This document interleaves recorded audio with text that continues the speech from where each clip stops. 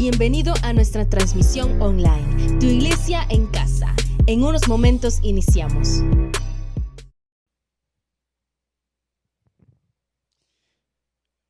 Es mi anhelo y mi deseo, hermano, que Dios te esté bendiciendo ahí en tu hogar. Es mi deseo que el Señor también esté hablando a tu vida, esté saciando de bien tu boca y esté rejuveneciendo a sí mismo tus fuerzas. Hay una palabra día a día de parte de Dios. Y hay una expresión esta noche: yo no sé lo que venga mañana, lo que venga para mí, lo que venga para esta nación. Pero nosotros, en el nombre de Dios, nos levantaremos, adoraremos y pondremos un nombre en alto: el nombre de Jesús. El nombre de Cristo tiene poder y ante Él es que se humilla las naciones. Vamos esta noche a reflexionar en la palabra. Quiero invitarte que abras tu Biblia en el libro de Segunda de Reyes.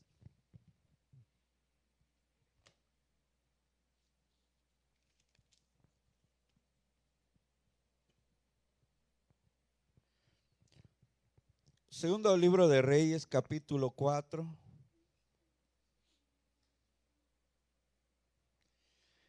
El domingo recién pasado, Dios nos daba una palabra y un tema, el cual no sé si todavía te recuerdas cuál es el tema que Dios nos permitió compartir el día domingo.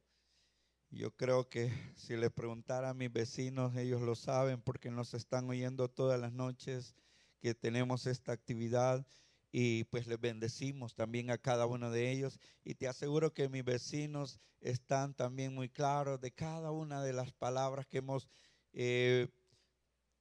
dado desde este lugar, y durante ya 57, 58 días, no lo sé, ya ni la cuenta tenemos de cuántos días llevamos en esta cuarentena.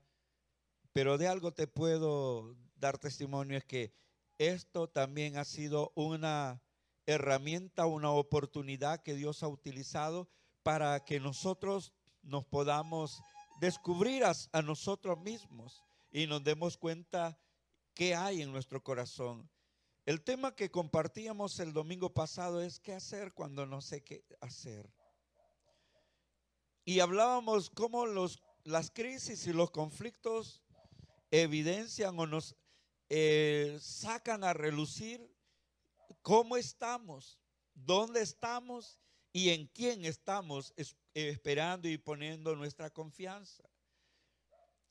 Y pues no estábamos fuera de contexto de lo que está pasando en nuestra nación.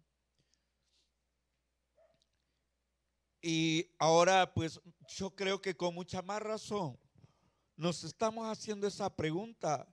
Muchos, aunque nosotros realmente tenemos claridad, tenemos muy marcado qué es lo que tenemos que hacer. No obstante, mucho del pueblo cristiano también está desenfocado. Está todavía que no sabe qué hacer o a quién hacerle caso. ¿Hasta dónde hemos caído? ¿Hasta dónde hemos llegado? Que no sabemos quién tiene la razón, o a quién darle la razón, o a quién, o sobre quién, o hacia dónde inclinarnos. Mire, hermano, esas son trivialidades, porque nosotros como hijos de Dios sabemos que nuestra mirada debe estar centrada en nuestro Señor y Salvador Jesucristo. De Él procede la vida, la luz, la salvación, la esperanza. Todo lo que nosotros necesitamos viene de Él. No deberíamos, hermanos, nosotros estar complicándonos la vida queriendo marcar o inclinarnos hacia uno o hacia otro lado. Al contrario, nuestra posición debe ser orar para que Dios, nuestro Señor y nuestro Salvador Jesucristo, aplaste este demonio de confrontación que está haciendo más daño a nuestra nación. A veces estas palabras parecieran que no son gratas, no son agradables, pero como siervos de Dios, llamados también a guiar al pueblo, tenemos que hacer que la iglesia se mantenga en esa posición que siempre ha tenido que tener, y es al centro, poniendo sus ojos en el autor y consumador de nuestra fe, en Cristo Jesús. Es con la ayuda de Dios que vamos a sobreponernos a esta crisis. Ya nos sobrepusimos en el pasado a tantas crisis naturales, crisis sociales, crisis económicas, crisis espirituales, crisis de salud. Como nación somos testigos, como iglesia somos testigos que nos hemos levantado y hemos superado esas crisis y hemos levantado el nombre de Dios sobre todo en lo alto, diciendo: con la ayuda de Dios salimos adelante. Gloria a Dios por la iglesia que siempre reconoce que en Dios todo es victoria, todo es alcanzable, todo es bendición. Es con la ayuda de Dios que nos vamos a sobreponer a esta nueva crisis. Estamos enfrentando la crisis del virus, pero hoy enfrentamos otra crisis que con la ayuda de Dios será derrotada, anulada, y será puesto el nombre y la bandera de la paz en nuestra nación. Con la ayuda de Dios nos sobrepondremos a esta crisis. Y vuelvo al pasaje mencionado, Segunda de Reyes, capítulo 4, versículos 38 al 44.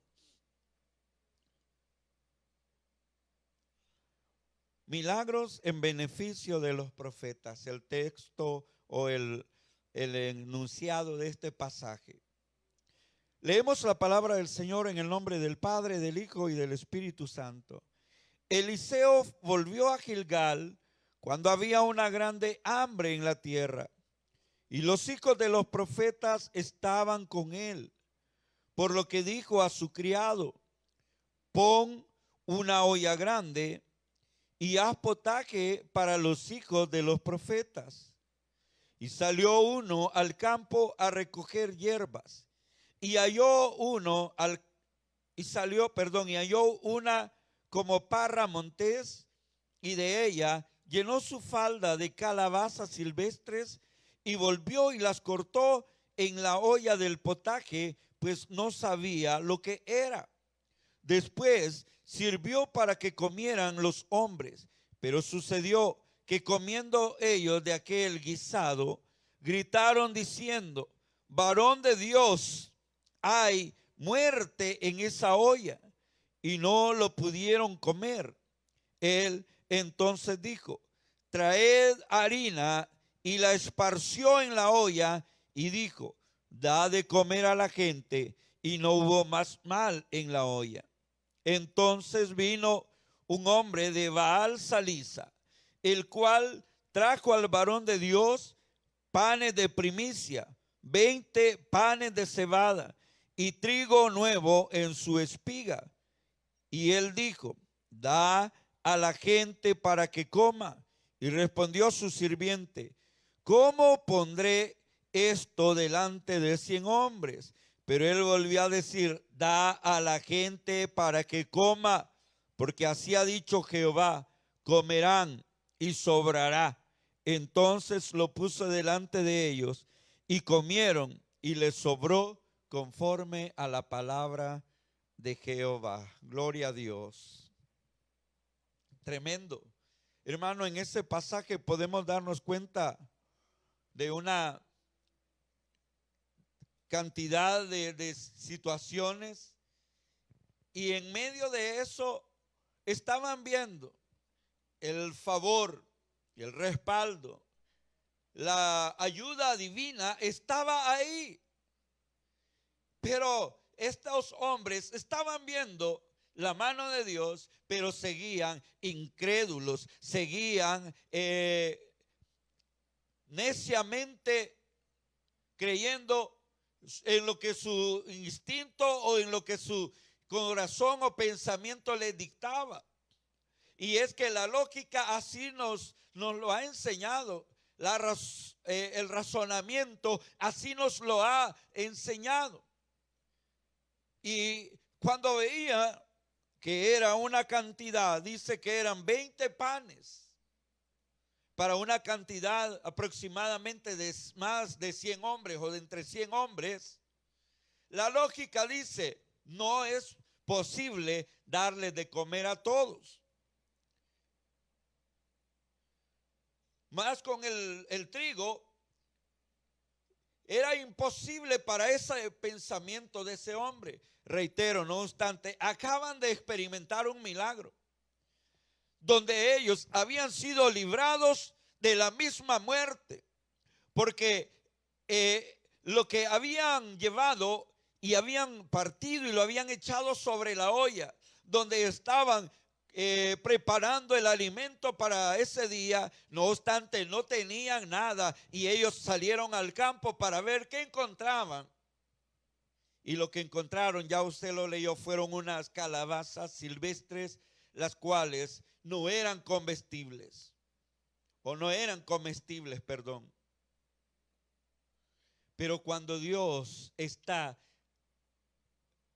al frente de la situación, Él puede transformar, puede cambiar inmediatamente. Dice que cuando ese hombre gritó y dijo, hay muerte, en otras palabras lo que estaba diciendo, siervo de Dios, o apelando a Dios, diciendo, Señor, clama a nuestro Dios, porque en esta olla, esta comida está envenenada y el que la coma va a morir.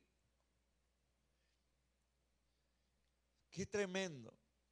El siervo sin tanto ahí, sin magia, y este no fue un truco, porque en la palabra de Dios no hay trucos, no hay magia, sino que con la guianza de Dios, el profeta Eliseo toma un puñado de harina, lo rocía sobre el guisado y cambia todo. Así es nuestro Dios. Dios utiliza lo que tú consideras que no es, Dios lo considera como lo oportuno y lo necesario. Vamos a ver rápidamente nuestra actitud hoy en día. La actitud de la iglesia frente a esta crisis es determinante para salir adelante. Nuestra actitud es tan importante porque determina cómo vamos a salir adelante. No es un mero juego de palabras, es una realidad. Cuando permitimos que la circunstancia, cuando permitimos que la situación, cuando permitimos que la atmósfera nos ciegue, no podemos apreciar que Dios está ahí y que siempre nos acompaña y está presto a venir en nuestra ayuda cuando clamamos a Él, como sucedió con este momento donde este hijo de los profetas clama auxilio y Dios no se hace esperar por medio del profeta, inmediatamente viene en el auxilio. Quiero que no te vayas a confundir y digas, hey, ese es el mensaje del domingo, es como algo en lo cual le podemos decir una continuidad. Hablábamos que las crisis, que los conflictos. Ahora, yo te quiero decir esta noche, los tiempos de crisis debemos valorarlos con esperanza y no con amargura. Los tiempos de crisis tenemos que verlos, tenemos que aceptarlos, valorarlos con esperanza y no con amargura. Eso es lo que hoy en día la iglesia necesita, quitarse ese espíritu de amargura y poner su esperanza no en una fecha, no en una institución, no en los gobernantes, no en las personas, sino es tiempo que la iglesia valore esta crisis y que centre su esperanza en Dios, pero que se limpie de toda amargura, o nos limpiemos de toda amargura. Y te digo algo, hermano, y esto es por lo cual he ido entendiendo también, y sé que muchos siervos lo compartirán. He ido entendiendo que Dios permitió esta situación, facultó, dio autorización para que esta pandemia o para que este virus se movilizara a nivel del mundo con algunos propósitos, y yo he marcado algunos. Y te quiero decir, en primer lugar, ¿por qué se pudo haber permitido esta crisis? Primero, para unirnos. Los tiempos de crisis deben de unirnos. Mira lo que dice el verso 38. Y Eliseo volvió a Gilgal cuando había una grande hambre en la tierra. ¿Y qué dice? Y los hijos de los profetas estaban con él. Mire, había unidad, había unanimidad. Ni uno se fue por un camino, ni otro agarró otra ruta, sino que se unificaron en una sola, o en un solo fin, en un solo objetivo. ¿Cuál era? Estar juntos y apoyarse y respaldarse y compartir. Los tiempos de crisis deben unirnos, no separarnos. Los tiempos de crisis deben de unirnos, no marginarnos. Los tiempos de crisis debemos enfrentarlos y no evadirlos o escondernos. Ciertamente estamos, pareciera que escondidos entre cuatro paredes, pero lo que estamos viviendo es una verdad, es una realidad, y debemos enfrentarla con valor. No en nuestras fuerzas, sino como dice el profeta Zacarías, capítulo 4, versículo 7, porque no es con ejército ni con fuerza, sino con mi espíritu, ha dicho Jehová de los ejércitos. Debemos enfrentarla, y lo he estado remarcando durante estos 50 y tantos días, que esta no es una lucha convencional, no es una batalla entre potencias, no es una batalla únicamente entre fuerzas humanas, sino que es una batalla espiritual, y esta batalla espiritual debemos enfrentarla, no evadirla, pues es nuestra responsabilidad como iglesia. Estas armas no le han sido dadas al mundo, sino que le han sido dadas a la iglesia para pelear arduamente, porque esta lucha es una lucha espiritual y se pelea con armas espirituales.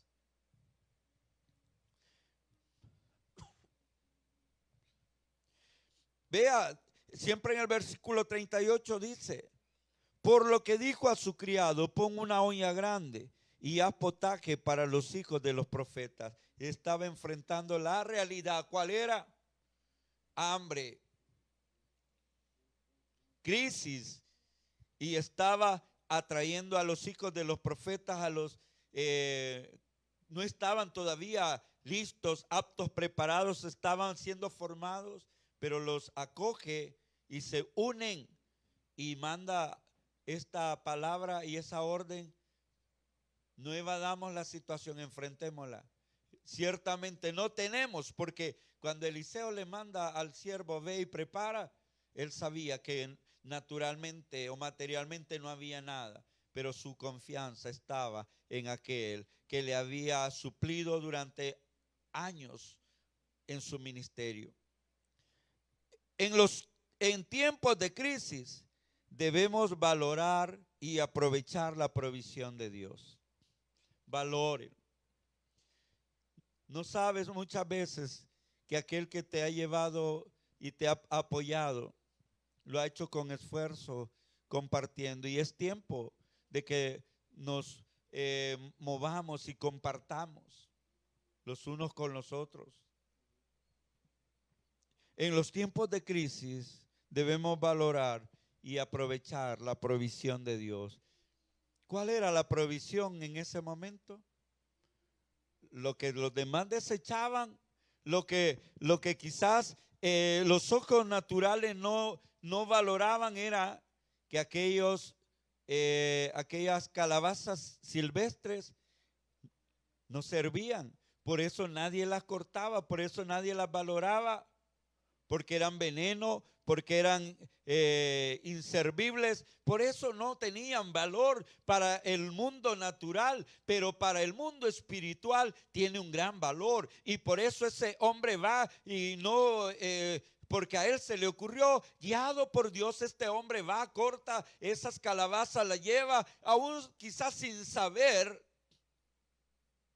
de que no tenía que haberla llevado, pero ellos valoraron lo que encontraron, lo que Dios puso en su camino, lo valoraron. Y lo que Dios pone en tu camino, hermano, traerá salvación a tu familia. Antes que desesperarnos, debemos conservar la calma en los tiempos de crisis.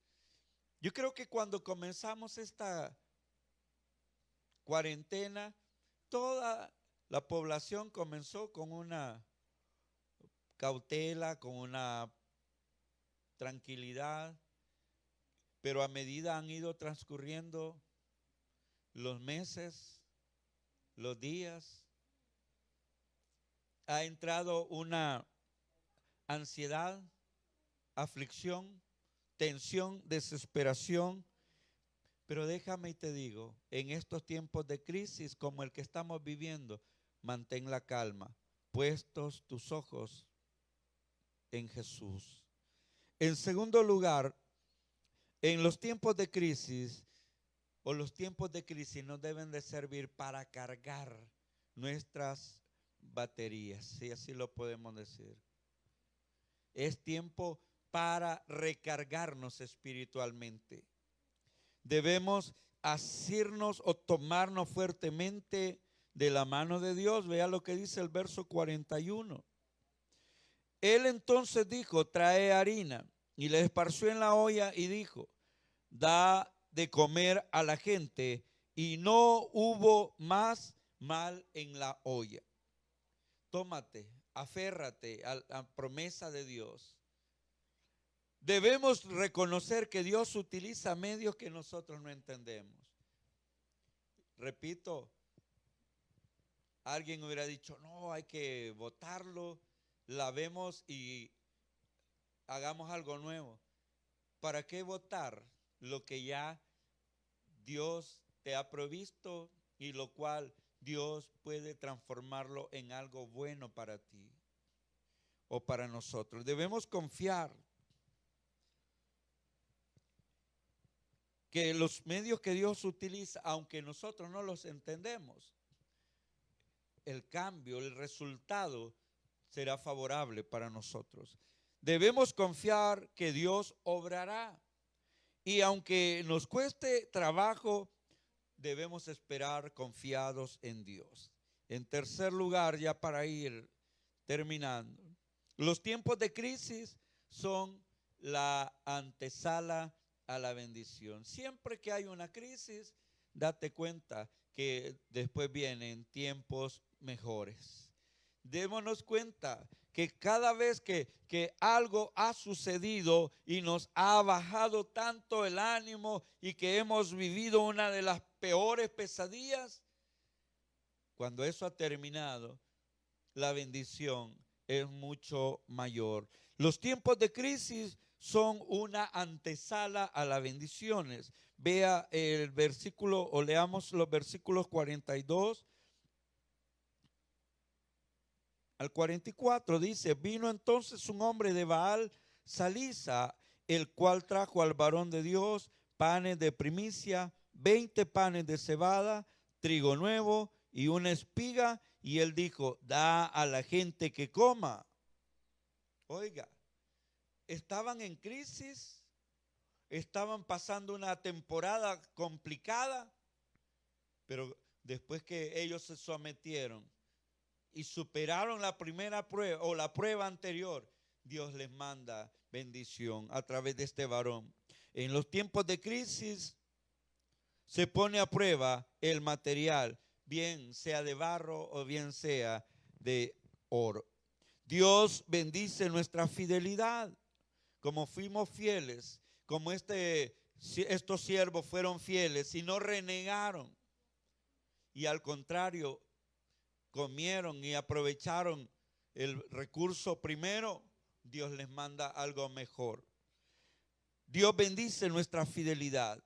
Los ángeles de Dios también muchas veces se visten como cualquiera de nosotros para obrar los designios de Dios. Y esto es algo, estoy utilizando una figura, estoy tipificando, porque Dios siempre utiliza una persona o a alguien que tú ni te lo imaginas, que tú ni te lo esperas, y de repente, así como nos han estado testificando muchos de ustedes ahí en las redes sociales, compartiendo que de repente un amigo en Estados Unidos te llamó y te dijo, ahí te mando una ayuda, o que un familiar que te había sembrado te dijo, mira, tengo frijoles, te voy a mandar una cantidad. Así, hermano, esas son las maneras como Dios envía ángeles, o Dios dispone de ángeles para suplir nuestra necesidad, para obrar. Dios se vale de lo necesario para llevarnos a sus hijos la bendición. Alguien me comentaba también un día y me decía, estábamos ya el último recurso íbamos a compartir en la noche y nos acostamos confiando en Dios, que en la mañana Dios supliría. Y justo en la mañana dice que le estaban tocando la puerta y le estaban diciendo, por favor, ¿cree que puede ir a mi casa a ayudarme en un trabajo que necesito que usted, me valga la redundancia, me ayude? Y estando en ese lugar, el trabajo fue breve, pero el Señor le dice, mire, lleve cereales, aquí hay verduras, aquí hay esto, aquí hay lo otro, y todavía le dice, estoy preparando el almuerzo, espérese, coma conmigo, y si no, pues llévelo para su casa, y hasta le proveyó para el almuerzo de la familia. Vea cómo es Dios, hermano.